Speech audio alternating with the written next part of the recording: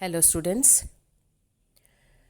Veena associate professor Shrimati Narmada Devi Bihani government PG college Nohar district Hanumangarh. Structure of alkynes और structure of acetylene ethyne BSc first year में आज के इस session का टॉपिक है एल्काइनों की संरचना या एसिटिलीन की संरचना।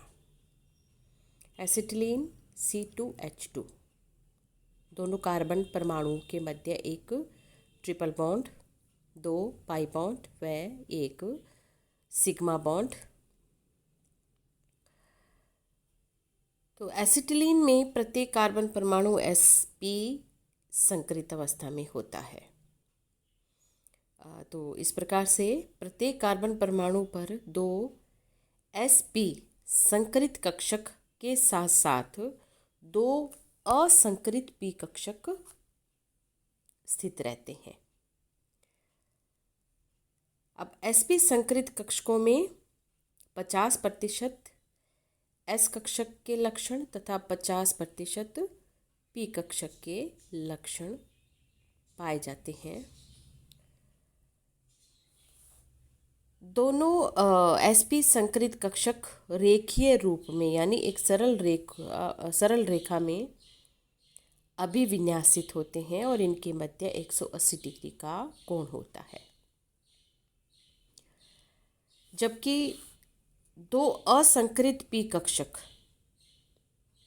एक दूसरे के लंबवत स्थित होते हैं तथा sp संकरित कक्षकों के मध्य से गुजरने वाले अक्ष से भी 90 डिग्री कोण पर स्थित होते हैं। यहाँ आप कार्बन का एक्साइटेड स्टेट देख रहे हैं। कार्बन का इलेक्ट्रॉनिक विन्यास होता है 1s2 2s2 2p2 जो कि ग्राउंड स्टेट लेवल पे है। एक्साइटेड स्टेट में ये विन्यास हो जाता है 1s2 2s1 2px1 2py1 2pz1। s orbital का एक इलेक्ट्रॉन जंप करके p ऑर्बिटल में अपना जगह बनाता है और इस प्रकार से sp संकरण में 2s1 और 2px1 भाग लेते हैं और 2 sp संकरित कक्षकों का निर्माण करते हैं। इस प्रकार से प्रत्येक कार्बन परमाणु पर 2 sp संकर कक्षक तथा 2 असंकरित p कक्षक स्थित होते हैं। यहाँ आप ये इस संरचना में देख रहे हैं कार्बन परमाणु की sp संकरित कक्षकों की संरचना और दूसरे स्ट्रक्चर में आप देख रहे हैं असंकरित p कक्षकों का अभिविन्यास जो एक दूसरे के परपेंडिकुलर होते हैं। साथ ही sp संकरित कक्षकों के मध्य से गुजरने वाले अक्ष के भी 90 डिग्री कोण पर ये स्थित होते हैं। तो इस प्रकार से एसिटिलीन में एक कार्बन परमाणु का एक sp संकरित कक्षक दूसरे कार्बन परमाणु के एक sp संकरित कक्षक से समाक्षीय अतिव्यापन से सिग्मा बंध का निर्माण करता है, यानी sp समाक्ष अतिव्यापन से एक सिग्मा बंध का निर्माण होता है तथा प्रत्येक कार्बन पर बचा हुआ sp संकरित कक्षक हाइड्रोजन परमाणु के s कक्षक के साथ अतिव्यापन करके कार्बन हाइड्रोजन सिग्मा बंध बनाता है और यह अतिव्यापन होता है sp-s अतिव्यापन। sp कार्बन परमाणु का संकरित कक्षक तथा s कक्षक हुआ हाइड्रोजन का। तो प्रत्येक कार्बन के दोनों असंकरित p कक्षक मतलब जो सिग्मा बॉन्ड बन रहा है दोनों कार्बन के मध्य, तो कार्बन के मध्य बनता है sp संकरित कक्षकों के अतिव्यापन से और कार्बन और हाइड्रोजन के मध्य ये सिग्मा बॉन्ड बन रहा है sp व s कक्षक जो हाइड्रोजन का है उसके अतिव्यापन से।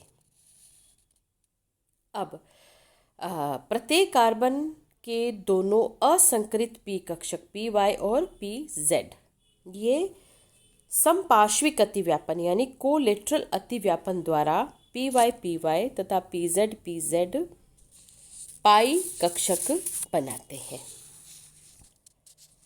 अतः परिणाम स्वरूप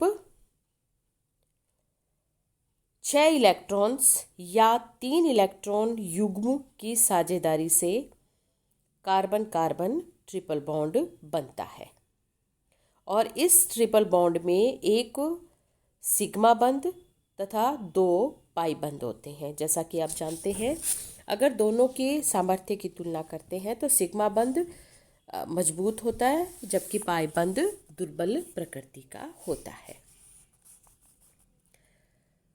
तो इस प्रकार से अगर इसका मॉलिक्यूलर ऑर्बिटल स्ट्रक्चर हम देखें, ये आप देख रहे हैं यहाँ पे संरचना मॉलिक्यूलर ऑर्बिटल स्ट्रक्चर एसिटिलीन की, जो कार्बन कार्बन के मध्य बनने वाला सिग्मा तथा पाई बॉन्ड को दर्शा रहा है। इसके अलावा कार्बन और हाइड्रोजन के मध्य sp और s कक्षक के अतिव्यापन से बनने वाले सिग्मा बॉन्ड को भी प्रदर्शित कर रहा है। तो इस प्रकार से एसिटिलीन एक रेखीय अणु है, लीनियर मॉलिक्यूल है और जिसमें 180 डिग्री का कोण होता है। यहाँ आप देख रहे हैं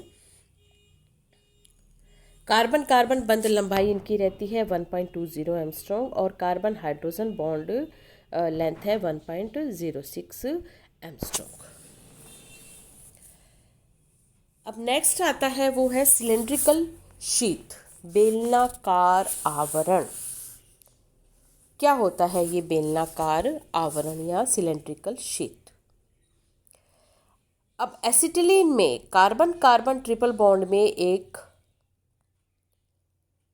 पाई बंध का इलेक्ट्रॉन अब्र सिग्मा बंध के तल के ऊपर व नीचे रहता है, जबकि दूसरे पाई बंध का इलेक्ट्रॉन अब्र सिग्मा बंध के तल के आगे व पीछे रहता है। मैं पुनः रिपीट करती हूँ ये लाइन कि एसिटिलीन में या एल्काइंस में जहाँ पे ट्रिपल बॉन्ड प्रेजेंट होता है, कार्बन कार्बन ट्रिपल बॉन्ड में एक पाई बॉन्ड का इलेक्ट्रॉन अब्र सिग्मा बॉन्ड के तल के ऊपर व नीचे रहता है तथा दूसरे पाई बॉन्ड का इलेक्ट्रॉन अब्र सिग्मा बॉन्ड के तल के आगे व पीछे होता है। तो इस प्रकार से दोनों पाई बॉन्ड्स के इलेक्ट्रॉन अब्र आपस में मिलकर सिग्मा बॉन्ड के चारों ओर एक बेलनाकार आवरण का निर्माण कर लेते हैं, यानी एक सिलेंड्रिकल शीथ उसमें बन जाती है। यहाँ आप देख रहे हैं ये पाई इलेक्ट्रॉन्स का बनने वाला बेलनाकार आवरण। तो अब अगर हम बात करते हैं बंध लंबाई और बंध सामर्थ्य की, तो एसिटिलीन में कार्बन कार्बन ट्रिपल बॉन्ड की बंध लंबाई है 1.20 एंगस्ट्रॉम और बंध सामर्थ्य 200 किलो कैलोरी प्रति मोल है और कार्बन हाइड्रोजन का बंध सामर्थ्य है 131 किलो कैलोरी पर मोल। तो एल्काइंस में कार्बन कार्बन ट्रिपल बॉन्ड छोटा तथा एक स्ट्रॉन्ग बॉन्ड होता है और पाई बॉन्ड सिग्मा बॉन्ड की तुलना में कमज़ोर होता है और इसी कारण से यानी इस कमज़ोर बंध के कारण ही एल्काइंस अत्यधिक क्रियाशील भी होती हैं। तो स्टूडेंट्स, आज की इस सेशन में हमने एल्काइंस की संरचना के बारे में विस्तृत रूप से अध्ययन किया, जिसमें हमने किस प्रकार का हाइब्रिडाइजेशन इसमें पाया जाता है और क्या इसका मॉलिक्यूलर ऑर्बिटल स्ट्रक्चर रहता है, सिलेंड्रिकल शीथ तथा इसकी बॉन्ड लेंथ व बॉन्ड सामर्थ्य के बारे में हमने अध्ययन किया। Thank you so much.